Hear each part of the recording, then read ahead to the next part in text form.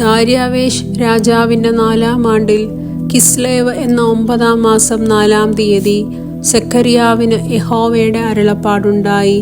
ബഥേൽക്കാർ യഹോവയെ പ്രസാദിപ്പിക്കേണ്ടതിന് സരേസരിനെയും രേഗം മേലക്കിനെയും അവരുടെ ആളുകളെയും അയച്ചു.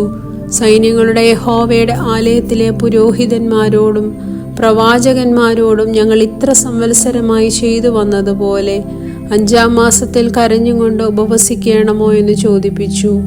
അപ്പോൾ സൈന്യങ്ങളുടെ യഹോവയുടെ അരുളപ്പാട് എനിക്ക് ഉണ്ടായതെന്തെന്നാൽ, നീ ദേശത്തിലെ സകല ജനത്തോടും പുരോഹിതന്മാരോടും പറയേണ്ടത്, നിങ്ങൾ ഈ 70 സംവത്സരമായി 5-ാം മാസത്തിലും 7-ാം മാസത്തിലും ഉപവസിച്ച് വിലപിക്കുകയിൽ നിങ്ങൾ എനിക്ക് വേണ്ടി തന്നെയോ ഉപവസിച്ചത്?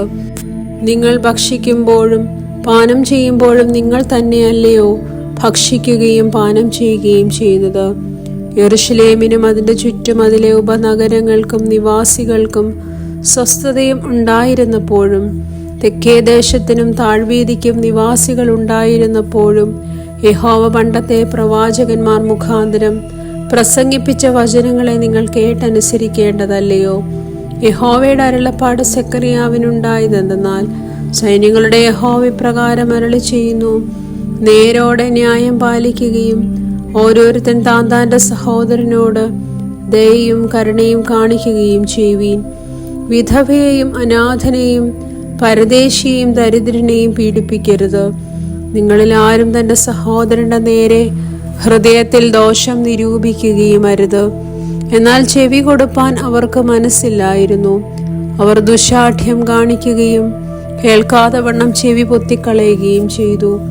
അവർ ന്യായപ്രമാണവും സൈന്യങ്ങളുടെ യഹോവ തൻ്റെ ആത്മാവിനാൽ പണ്ടത്തെ പ്രവാചകന്മാർ മുഖാന്തരം അയച്ച വചനങ്ങളും കേട്ടനുസരിക്കാതെ വണ്ണം ഹൃദയങ്ങളെ വജ്രം പോലെ കടുപ്പമാക്കി.